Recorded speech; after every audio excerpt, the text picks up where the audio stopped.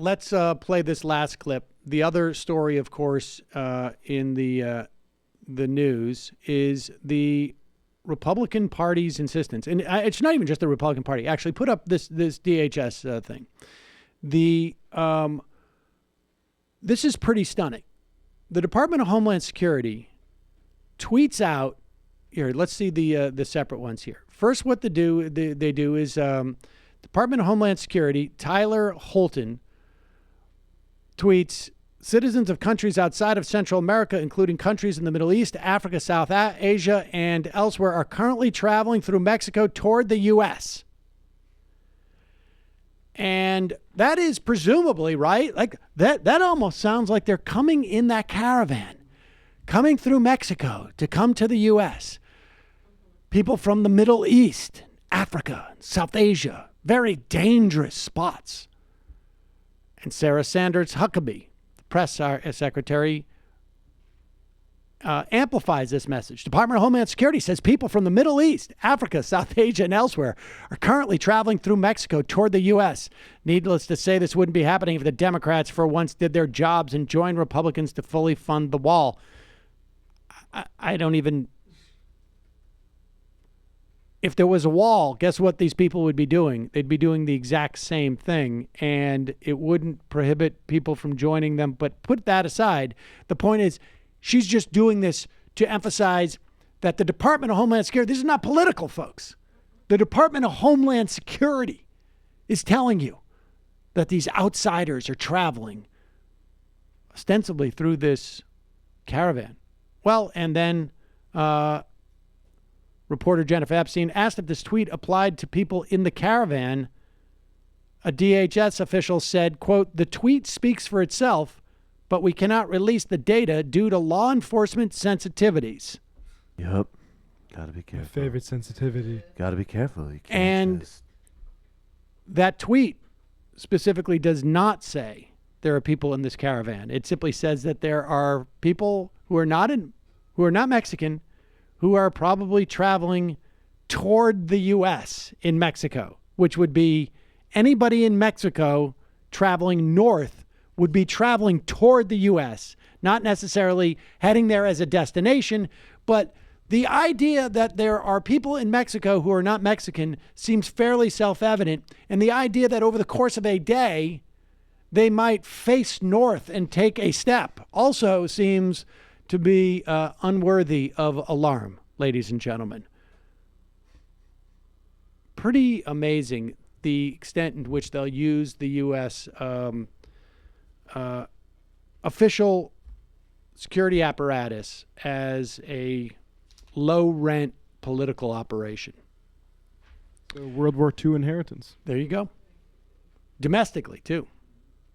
Except for, guess what? We're not at war with Mexico. No. Not yet. Yeah. We're not at war with Mexico, Sam. I like the new Charlie Kirk move. That's a good one. All right. Lastly, before You we are get to aware that of Charlie that. Kirk stuff, it is nice to see at least one individual who is sort of trying to say reality check here on cable news. And CNN seems to need a decent amount of this. And what's fascinating about this is you're going to see what the problem with cable news and with just news more broadly when dealing with this type of just complete lie and this complete hijacking of U.S. official apparatus in terms of the way they speak to the public. Because this almost isn't even propaganda, right? Like you can say in World War II, we would propagandize our own people, and we certainly propagandize our own people in many ways, but never has such an enormous effort made to propagandize the American public for such a small goal. Right? Like, it's one thing to say, like, we're going to propagandize you because the greater mission of capitalism and national security and et cetera, et cetera. This is much, much more petty that they're using this apparatus for. I mean, talk about lowering the bar. But here is a CNN pundit speaking out. It's 1,000 miles away. 1,000 miles. Wait, go back a little bit. We need to just hear a little bit how they're trying to build this up before he comes in. Wait a second. Yeah, here we go. The president there in the Oval Office, such a different sense of urgency and certainty to him than when I heard him last night at that Houston rally when he was, essentially saying they were knocking on the door of the border. That's not true. They are Wait a second. Miles and miles and miles away. And the reality here is, one second, Jeffrey. The reality is that the president is, trying to galvanize Republicans, and I think it's working. It worked in 2016, and immigration is a hot button issue. And so that's what he is trying to do. Not that it's not a serious problem that needs to be solved, but it's not an urgent problem like he says it is. Go ahead, Jeffrey. It's 1,000 miles away. 1,000 miles. You know how long it takes to walk 1,000 miles? I mean, this whole thing is absurd. It is a completely manufactured, appeal to the ugliest sentiments of Trump's coalition. The idea that we are under threat from these poor, desperate people is just absurd. And, the lies that he keeps telling about who's in this group with no proof at all. I mean, it is just the bottom of the barrel politics that he's engaged in. And frankly, I wonder about our complicity in just talking about this as if this is some kind of close to immediate threat. But he is the president of the United States. You can't ignore what the president of the United States says. I understand that, but we can focus on some things more than others, and I think this transparent attempt to create a crisis where none exists. I mean, yes, it is good that we're calling it out, and this is a struggle that we've had with covering Donald Trump from the very beginning. Do you cover every tweet? Do you cover every lie?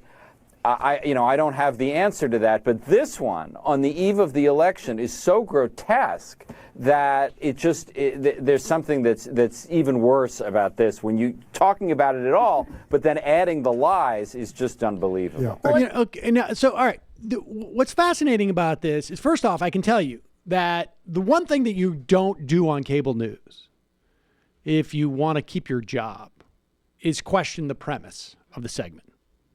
Right? Like that's like you can, there's no, there may be like hiring decisions that are based on ideology. I don't know. I honestly don't know about that. But the only thing I do know is that they get upset about is like when you say like, what are we doing here? Why are we talking about this?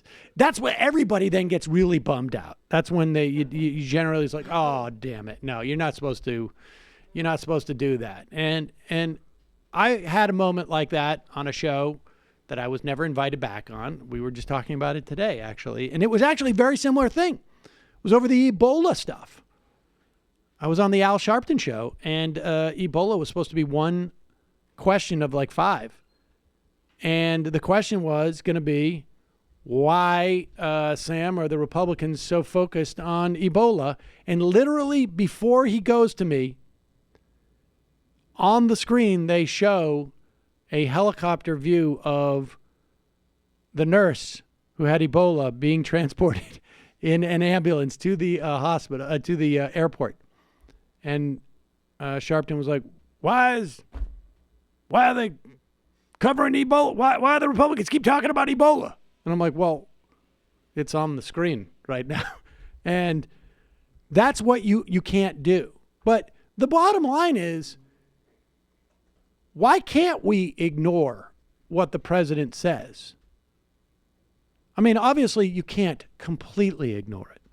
But once it's been established that what the president is saying is completely fabricated and completely irrelevant, you simply say the president is talking about some caravan that has nothing to do with American security today.